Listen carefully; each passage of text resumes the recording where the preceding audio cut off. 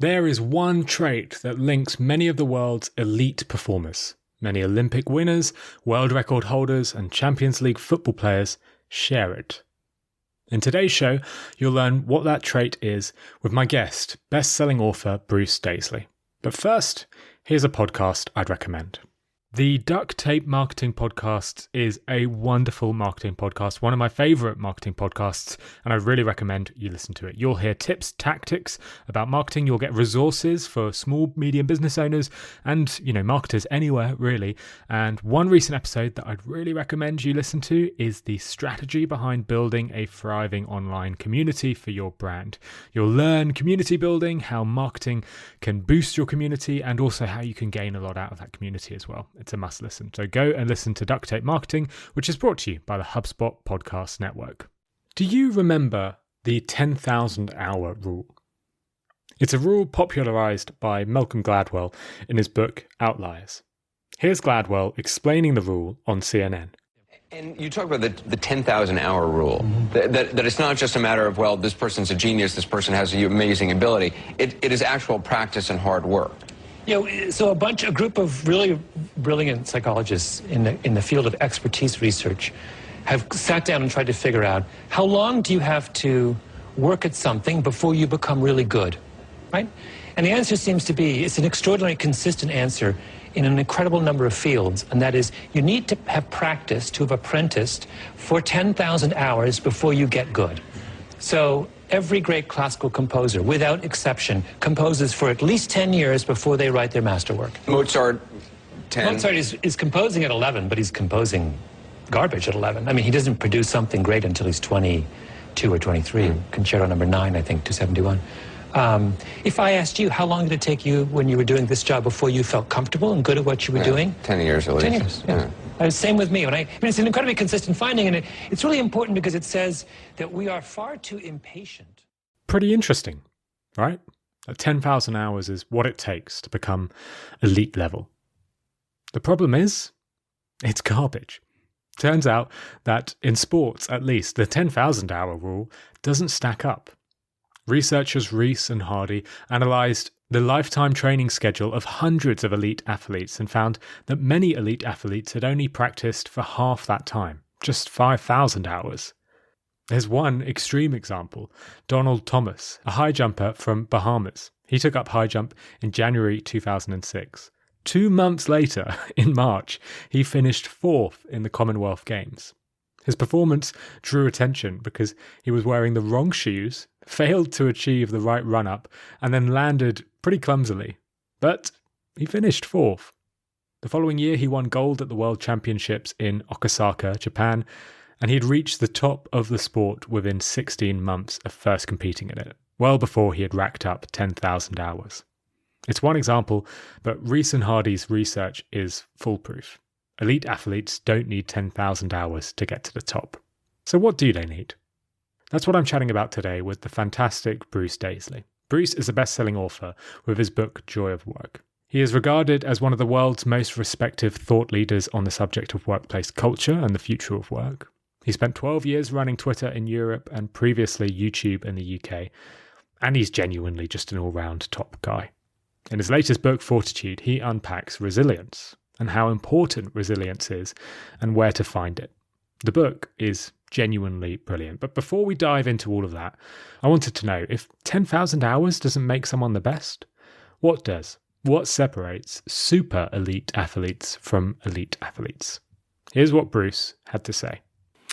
This is something that really lived in my head the moment I saw this piece of research, and to a large extent, it catalysed the whole thinking about the book. I found this piece of research that was given a bit of coverage at the time, but not a lot, which was commissioned by UK Sport. And UK Sport, when they were gifted the opportunity to get more money. So, a couple of Olympics before London 2012, I think the UK didn't do especially well. Team GB didn't do especially well. And so they put more money into elite performance, but they were really clear in their mind, we need to turn this into medals. And so they commissioned this piece of research from some social scientists, some psychologists, one of them who'd been the creator of the first sports science course, another one a guy down in Bournemouth, and they commissioned this work to try and understand what was it that characterised the people who went to the Olympics and came back with a gold medal, or went to multiple Olympics and came back with gold medals, and those who maybe seemed as promising but were stuck in the perennial bronze medal position or not medaling. And, the research has a number of things to it. It says that, if you were going to characterise them, the super elites are more selfish, they're more obsessive, they're more focused. But that, to some extent, is a symptom of the other thing that they identified. They identified that of these 16 super elite athletes, these gold medal winners, and they say in the research, these are household names. These are retired athletes. They say, these names. So that's an intriguing prospect. And they say all 16 of these in their childhood years had experienced a significant moment of childhood trauma, a significant moment of adversity. And in contrast, the bronze medal winners didn't experience that. 1 in 4 of them had anything close to it. So really interesting. Now, you start then reading through. The original report is about 130 pages, and it's like it includes biographical details, or it's all anonymized, but it includes, really textual stuff about the way they trained, the way they interact with other people. And they seem to have this single-minded obsession. In fact, one of the authors of the report, a guy called Tim Rees, he says, they're not necessarily the nicest people to be around, because it's not friends and sport, it's not family and sport, it's sport and sport and sport and sport. It's win at all cost. One person says whatever it takes, whatever it takes, whatever it takes. They've got sort of these self-hypnotic mantras. And so I was just so captivated with this. Firstly, the idea that somehow this undoing, this shattering of someone's childhood identity can be so catalyzing. But secondly, the more important question, why? What happens? And, then you start delving into the biographies of people that we do know. So while the Great British Medalist Report was anonymised, we can look at people we do know. Tom Daley, his father had cancer throughout his early career and then passed away when he was about 14, 15.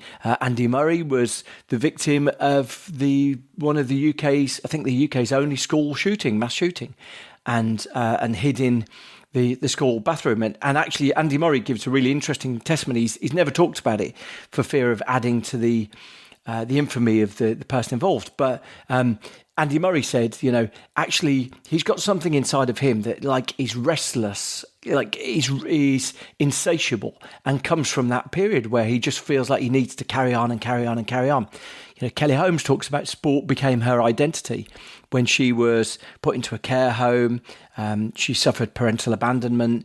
And, so all of these people in their biographies, there's actually clues to this dismantling. The story of Mo Farah in the last few weeks has been adjacent to this. Mo Farah, actually the really interesting thing, I found myself, Mo Farah is the most accomplished British track and field athlete, the double-double, 2 golds from 2 successive Olympics.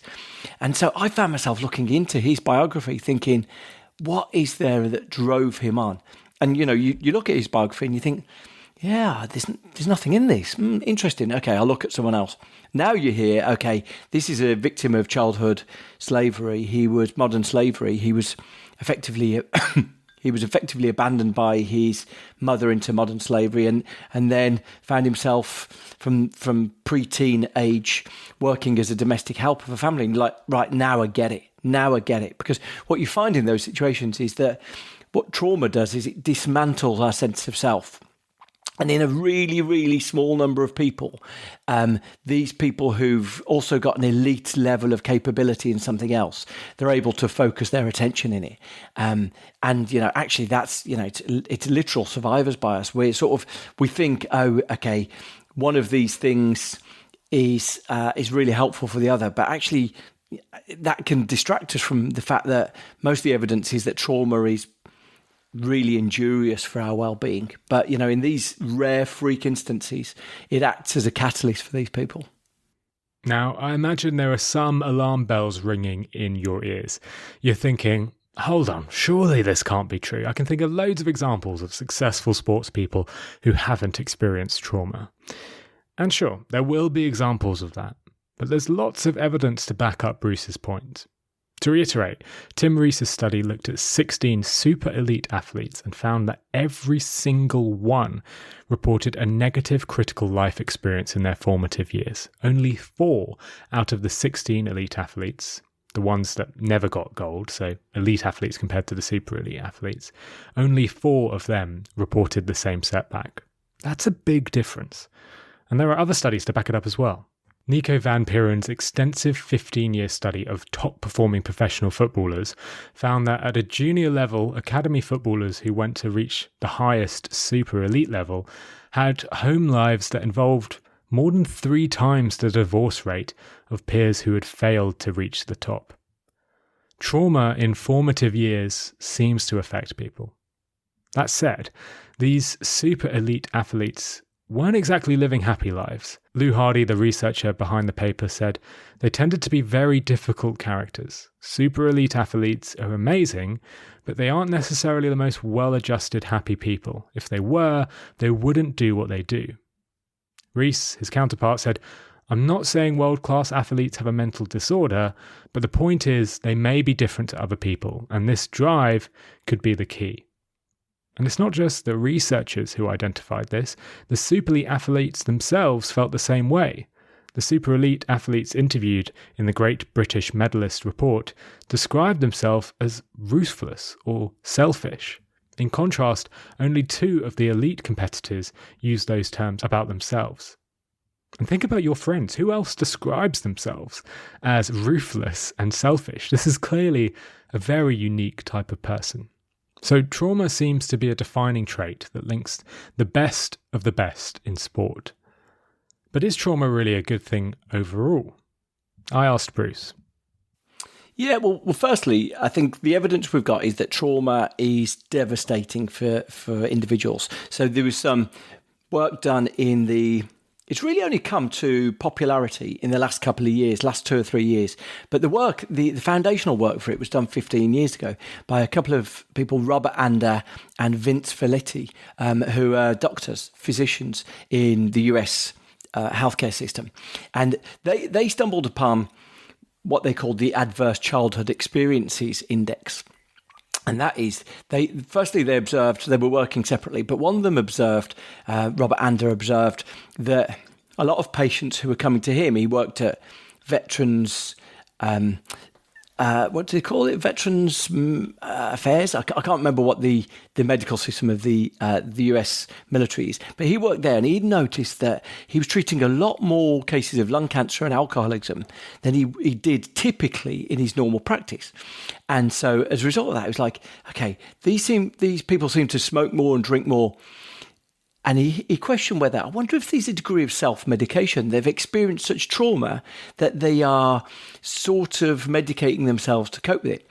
Adjacent to that, Vince Felitti was running a weight loss centre, and he thought, I think you can see a twinkle in his eye, I think he thought, I'm going to win some awards for this, I'm going to win some accolades for this, because he'd learned how to get patients who were 300 pounds down to a normal healthy weight, from 25 stone to 20 stone to 10 stone, like helping get people back to a normal weight. And he found there was like this remarkable level of recidivism that people would lose all the weight and then he wouldn't see them for 3 months and they were back and they were 4 stone heavier. It's like, what's happening? What's going on? What on earth's going on? I thought we'd dealt with this. Anyway, he started asking this sort of quite rigorous question that I think most people in the medical profession flinch from asking, these personal questions. So the personal questions he was asking were, what age were you when you became sexually active? Talk me through. Anyway, he ended up accidentally asking, getting a combination of these things wrong, and a woman who maybe had been having a degree of self-concealment revealed to him that her first sexual encounters were when she was 4 years old and she was molested by her grandfather. Now, within a week, he'd had someone else with a similar experience tell him almost exactly the same. And he started screening his patients for whether they'd experienced sexual abuse. And he found that 55% of these grossly obese people had experienced sexual abuse. So then the two of them created this index, which is called the Adverse Childhood Experiences Index. And it's a 10 questions. Were you ever, before the age of 18, were you regularly humiliated by your parents? Were you physically abused by your parents? Were you sexually abused by your parents? Were you ever, were your needs not met? Did you have a parent who went, or someone in the house who went to jail? Did you live with someone who had an addiction? There's 10 of these questions. And for each of the questions, you say yes or no. You give yourself 1 point or no points. And at the end of it, that gives you, it's quite a neat device because it gives you a score that doesn't reveal what your components are. My ACE score is 4, for example. It doesn't, but by me telling you my ACE score, you can't really tell which of those things I'm saying yes or no to. Just pausing briefly here to share a little bit more about ACE, the Adverse Childhood Experience Score. It encompasses all forms of childhood trauma, including physical and emotional abuse, neglect, and household dysfunction. The score goes up to 10, so the higher the score, the more trauma you've experienced. Anyway, back to Bruce. What you find is, so this is a pretty... It's a pretty rudimentary measure of the extent of childhood trauma that someone's had. But what you find is that the impact of it is astonishing. So if you've got an ACE score of 4, like I've got, your chance of getting cancer is doubles. In fact, your chance of getting heart disease doubles. It's got a correlation. It's got a correlation with 7 out of the 10 top causes of death, including suicide. It's got a very strong dose effect relationship with alcoholism and substance dependency. If you've got an ACE score of 6, your life expectancy is 20 years lower. If you've got an ACE score of 4, you're 33 times more likely to have educational problems at school. So it has these remarkable knock-on effects. And actually, you start observing, you start thinking, oh, wow, like number one, trauma is massively injurious for our well-being. But secondly, we're starting to see, I guess, a fingerprint of trauma. We're starting to see really how bad it is. Now, when you go back then and compare it to the elite athletes, what you find is that the elite athletes are effectively experiencing trauma. Some of the evidence suggests that the health impact on them remains, so that they're not protecting themselves for it, but they are trying to resurrect a sense of self. That most people experience trauma as shame. So even if, one of the things in trauma, which you wouldn't think it's that bad, is whether your parents got divorced. But parental divorce has a very high very strong relationship with childhood obesity, for example. So, some of these things might seem less significant than others. The humiliation one, your parents humiliating you, doesn't seem as bad as sexual abuse. But what you find is that the vast majority of people in jail have very strong, very visceral feelings that they have been humiliated. And so they've attempted to either protect their sense of self or they've responded in certain ways.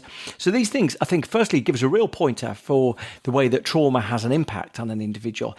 And secondly, just gives us an opportunity to try to work out the effects and to try and diagnose how we could respond against it, I think. I think there are a few key takeaways here. First is sort of obvious. Trauma isn't good. It might lead a very small subset of people to become super elite athletes, but for most people, it ruins lives, even trauma at a very young age. A child with an ACE score of 4 or more is 33 times more likely to have behavioural problems in school than one with a lower or neutral score. And they are also 3 times as likely to be taking medication for ADHD. It's awful. As Bruce says, an ACE score of 4, which is considered relatively low, doubles your chance of getting cancer. Trauma isn't good. Another takeaway for me is that the situation an individual might be in should never be taken at face value. There's a tendency in our society to blame individuals for the situation they're in. Drug dealers need to kick the habit, prisoners need to learn from their mistakes, chain smokers need to quit, and heavy drinkers need to go sober. As always, this is easier said than done. In many cases, the individuals in these situations are dealing with childhood trauma that most of us can't empathise with. We haven't lived through their experience, so can't judge them for their circumstance. It's also not their fault. All the evidence shows that a high ACE score will weigh the odds against you. But despite all of this, is there some amount of trauma that is good for us? Perhaps a small dosage that pushes us to achieve without debilitating our lives. In other words, is there a Goldilocks zone for trauma? I asked Bruce just after this quick 60-second break. Now, most marketers listening to this podcast will have that awful experience of using a tool or a piece of software and starting to scale that tool or piece of software as your business scales or as your needs scale, and find that you start to hit limits, things that you can't go above, things that you can't change, which means, well, you just can't accomplish the activity you need to do. This is a real problem with marketing software, but it is not a problem with the HubSpot CRM platform. HubSpot is an all-in-one CRM platform that is impossible to outgrow, and it's ridiculously easy to use, meaning you don't ever have to worry about it slowing you down. That's because HubSpot is purpose-built for businesses that test and learn and pivot and push and do it all over again next quarter. With customizable hubs and tools that you can use to add or subtract as you grow, HubSpot is ready to help scale with your business, with your customers, and the moments that matter the most. Learn how HubSpot can help your business grow better at HubSpot.com. Okay, back to the show where I asked Bruce if there is a Goldilocks zone for trauma. Yeah, so it's exactly the right phrase for it.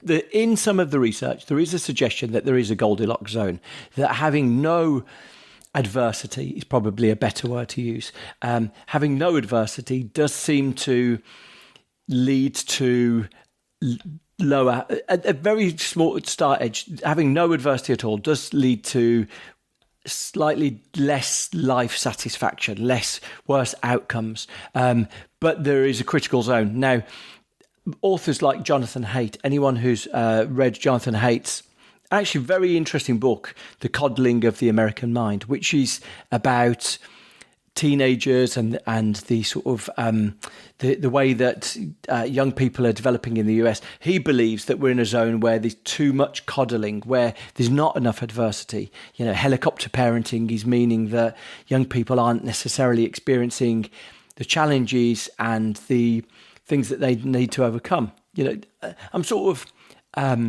I'm a bit ambivalent on his take on it. I think it's a degree sensationalized, but there does seem to be a Goldilocks zone. But for the most part, I think there seems to be good evidence that any degree of trauma certainly is not necessarily helpful for an individual. Now, look, it's worth saying when you look at these lists, parents divorcing, most of us would go, look, parents divorcing is possibly a fact of life rather than necessarily a trauma. But I think just understanding how these things have a bearing on an individual at least enables you to make accommodations for them. It enables you to think about, okay, how might this affect a young person's upbringing? So, I think having an awareness of these things is the critical first step. Perhaps this makes sense. It's sort of anchoring on a lifetime scale. If you live a perfectly easy life, you'll lack a reference point to realize how lucky you are. You might not appreciate your position as much as someone who has experienced hardship. The World Happiness Report sort of reflects this. The top 5 countries based on GDP per capita are Luxembourg, Ireland, Singapore, UAE, and Kuwait. Individuals in these countries, on average, have the highest GDP in the world. They should be, on average, the wealthiest people. You might expect them, therefore, to be the happiest, but they're not. None of these countries rank in the top 10 for happiness. While, on the other hand, countries like Costa Rica, who sit outside the top 50 on GDP per capita, Costa Rica is ranked in the top 10 happiest countries in the world. Having an easy life doesn't always equal happiness. Lottery winners face a similar dilemma. You might expect that winning a lottery would solve all your problems and make you the happiest person in the world. Well, it solves your problems, but it definitely doesn't make you very happy. A team of Swedish researchers conducted one of the largest studies to date on the long-term effects of big lottery wins on psychological well-being. The study found little evidence that winning a large amount of money in the lottery had any significant impact on winners' happiness. They also found that winning big in the lottery does not substantially improve a person's current mental health. Winning the lottery could solve your problems, but without any problems, you'll struggle to reach happiness. You'll be stuck in a lull of mediocrity. This is consistent with a study by Daniel Kahneman that showed that beyond a £75,000 a year or £50,000 a year threshold, any increase in yearly wealth doesn't correspond with an increase in happiness or mental health. Happiness doesn't come from wealth, success, or winning the lottery. The world's best athletes don't train for 10,000 hours. They've experienced trauma that drives them further than others are willing to go. And that same trauma can be completely debilitating for others, dramatically derailing lives in a number of ways. All right, we've covered a lot today, and Bruce will be back in the next podcast on a slightly lighter topic as well. It's a cracker. It takes a look at grit and growth mindset and analyzes whether these concepts are brilliant or if they're bullshit. To make sure you don't miss that, go and sign up to my newsletter. I'll send you an email as soon as that show goes live. Just click the link in the show notes to sign up. And if you're looking for something to listen to right now, go and listen to the previous episode of Nudge that Bruce was a guest on. It's episode 21, and in it, Bruce shares the science behind productivity. Listen and learn the optimum amount of hours to work per week, the science behind taking a lunch break, and the difference between a productive and unproductive office. I've dropped a link to that episode in the show notes. Bruce's book, Fortitude, is really worth picking up. We've only scratched the surface of some of the concepts, theories, and studies in his book, and he shares much more about the science of resilience and why soldiers can't bear to kill and how friends make challenges easier in the book. It's a goldmine of advice, and I can't even start to mention it all, so go and pick up a copy. I've dropped a link to the book in the show notes. Anyway, make sure to come back and listen next week. Bruce is back and will share why your growth mindset training might be a load of rubbish. Thanks for listening.